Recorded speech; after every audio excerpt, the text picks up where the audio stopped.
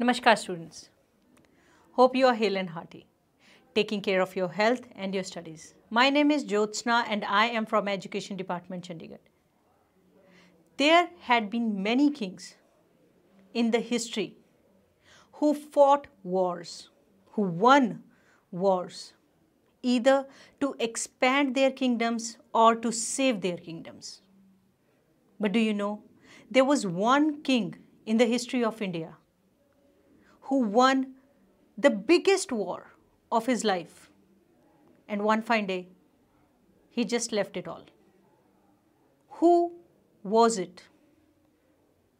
He was from the great Mauryan dynasty.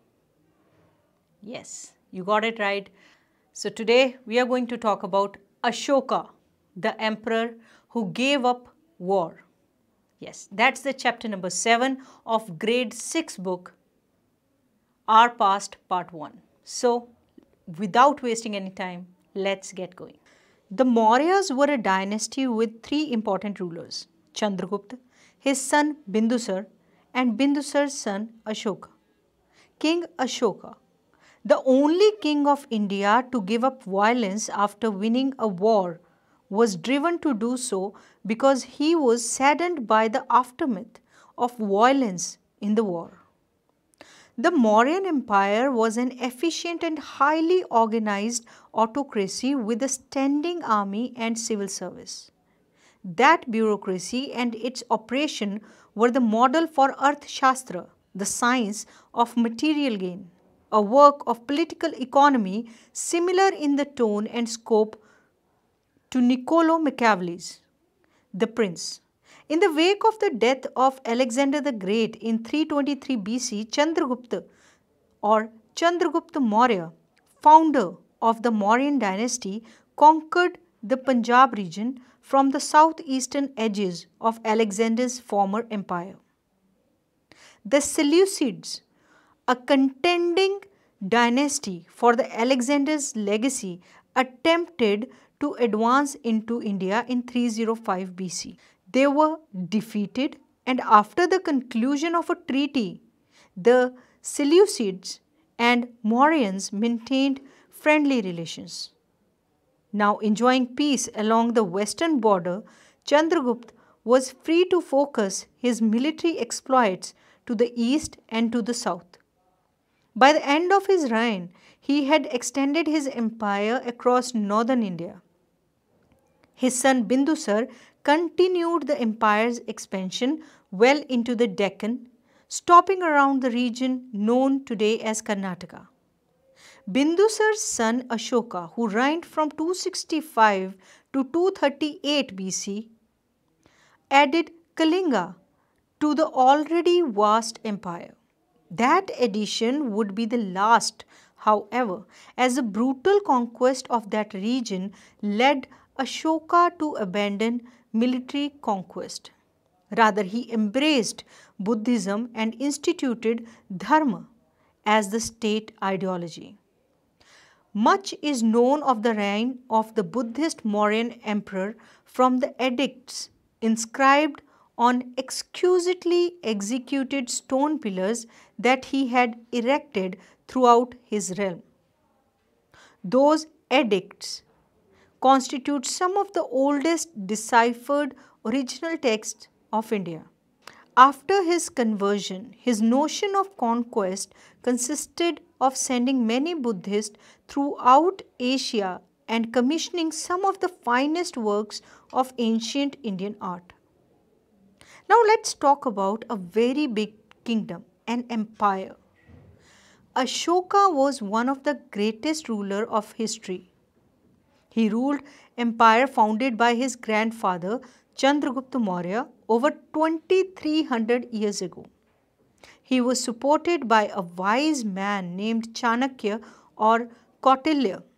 Chanakya's ideas were written down in the Arthashastra. There were several cities in the empire marked with black dots on the map, which included the capital Patliputra, Takshila and Ujjain, as well as Takshila, a gateway to the northwest including Central Asia. Ujjain lay on the route from north to south India. Merchants, officials, and craft persons lived in these cities. In other areas, there were villages of farmers and herders. In central India, there were forests where people gathered forest produce and hunted animals for food. People in different parts of the empire spoke different languages and ate different kinds of food. They wore different kinds of clothes as well. So, how are empires different from kingdoms? Emperors need more resources than kings, as they are larger than kingdoms. They need to be protected by big armies, and they also need a larger number of officials who collect taxes. So, how was it ruling the empire? Large empire in different parts were ruled differently. The area around Patliputra was under the direct control of the emperor. Officials were appointed to collect taxes from farmers, herders, craft persons, and traders. These were the people who lived in villages and towns in that area.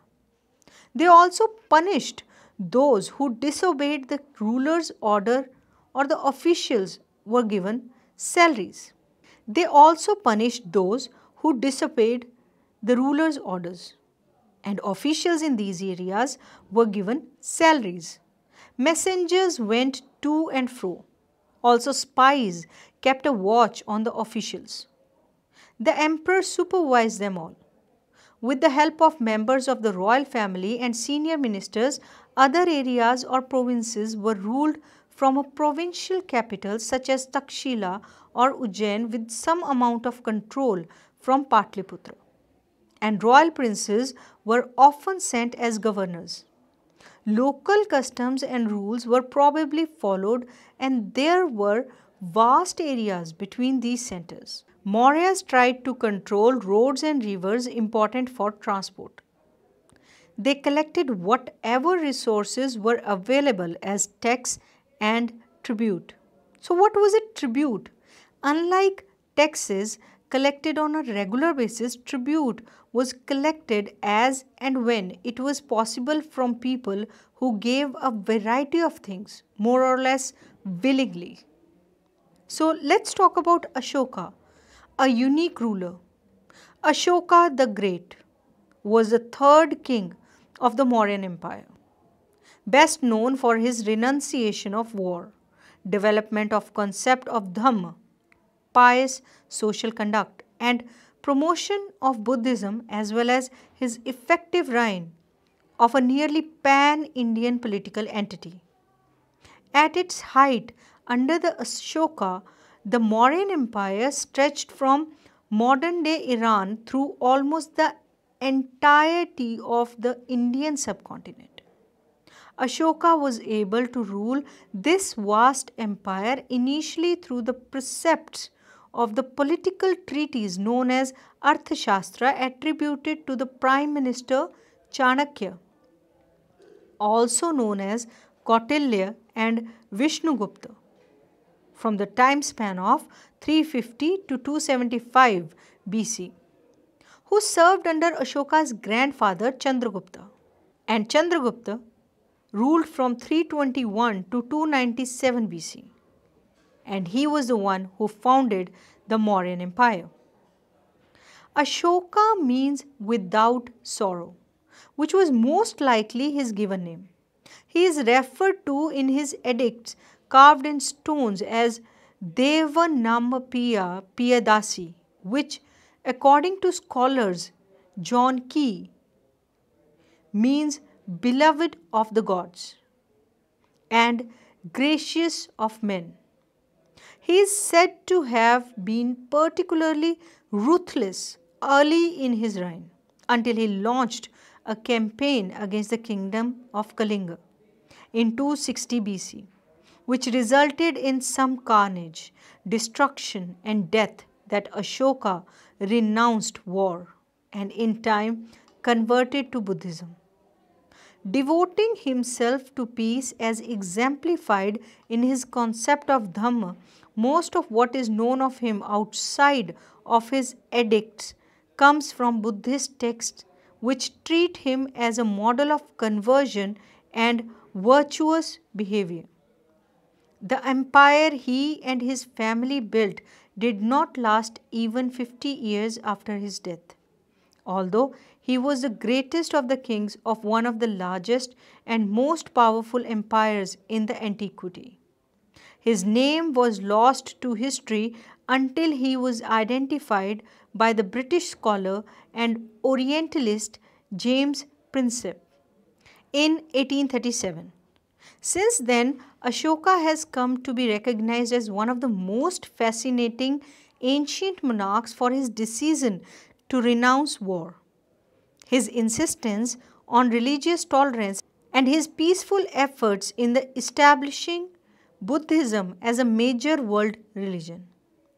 Famous Mauryan ruler Ashoka was the first ruler who tried to take his message to the people through inscriptions. These inscriptions were in Prakrit and written in the Brahmi script. Now, what was this Kalinga war? The reasons for invading Kalinga were both political and economic.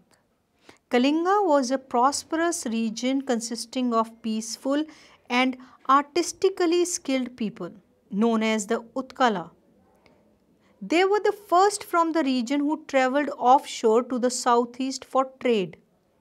For that reason, Kalinga had important ports and a powerful navy. They had an open culture and used a uniform civil code. Kalinga was under the rule of Nanda Empire. Until the empire's fall in 321 BC, Ashoka's grandfather Chandragupta Maurya had previously attempted to conquer Kalinga, but had been repulsed. Ashoka set himself to the task of conquering the newly independent empire as soon as he felt he was securely established on the throne. Kalinga was a strategic threat to Mauryan Empire. It could interrupt communications between Maurya capital Patliputra and Mauryan possessions in central Indian peninsula. Kalinga also controlled the coastline for the trade in Bay of Bengal. Kalinga was the ancient name of coastal Orissa. Ashoka fought a war to conquer Kalinga. He was horrified when he saw the violence and bloodshed and so decided not to fight any more wars. He is the only king in the history of the world who gave up conquest after winning a war. Ramesh Prasad Mohapatra, from his book Military History of Odisha, has aptly mentioned that no war in the history of India as important either for its intensity or for its results as the Kalinga War of Ashoka.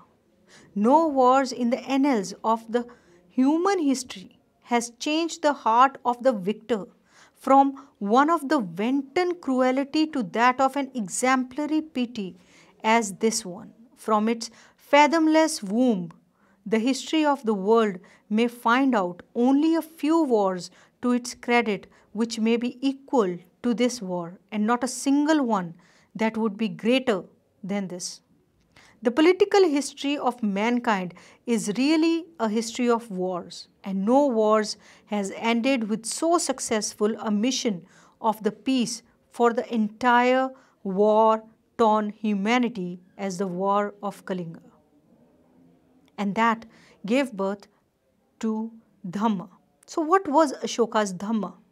So Dhamma did not involve worship of a god or performance of a sacrifice. He had a duty to instruct his subjects and was also inspired by the teachings of the Buddha. A number of problems troubled him. People in the empire followed different religions, which led to conflict. Animals were sacrificed, slaves and servants were ill-treated, quarrels in families and amongst neighbors. Ashoka's duty was to solve these problems. He appointed officials known as Dhamma Mahamatta, who went from place to place teaching people about Dhamma. His message were inscribed on rocks and pillars. He instructed his officials to read his message to those who could not read it themselves. He also sent messengers to spread ideas about Dhamma to other lands such as Syria, Egypt, Greece, and Sri Lanka. He built roads, dug wells, and built rest houses and arranged for medical treatment for both human beings and animals. Among his works of public utility were the founding of hospitals for men and animals and the supplying of medicines and the planting of roadside trees and groves, digging of wells and construction of watering sheds and rest houses. Orders were also issued for curbing public laxities and preventing cruelty to animals. With the death of Ashoka, the Mauryan Empire disintegrated and his work was discontinued. His memory survives for what he attempted to achieve and the high ideals he held before himself. Most enduring were Ashoka's services to Buddhism. He built a number of stupas, commemorative burial mounds are the ones which are known as stupas, and monasteries, and erected pillars on which he inscribed his understanding of religious doctrines. He took strong measures to suppress schisms within the Sangha, the Buddhist religious community, and prescribed a course of scriptural studies for adherents.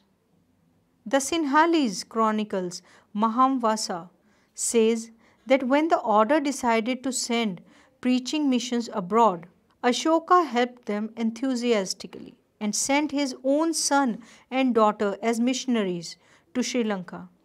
It is a result of Ashoka's patronage that Buddhism, which until then was a small sect confined to particular localities, spread throughout India and subsequently beyond the frontiers of the country. I know today's session must have been very fruitful for you. So let's try to analyze what we have actually extracted out of today's session. On your screens, you can see a statement followed by it are 4 options. You have to pick the correct option. So without wasting any time, let's get going. So my first question is, which are the animals shown in our national emblem? Is it goats, lions, bulls, or none of these? Yes, in our national emblem, we find lions. So what was the name of grandfather of Ashoka? Was it Krishna, Mahavira, Siddhartha, or Chandragupta Maurya? Yes, it is option D, Chandragupta Maurya. In which book were Chanakya's ideas written? Ramayana, Mahabharata, Arthashastra, or none of these?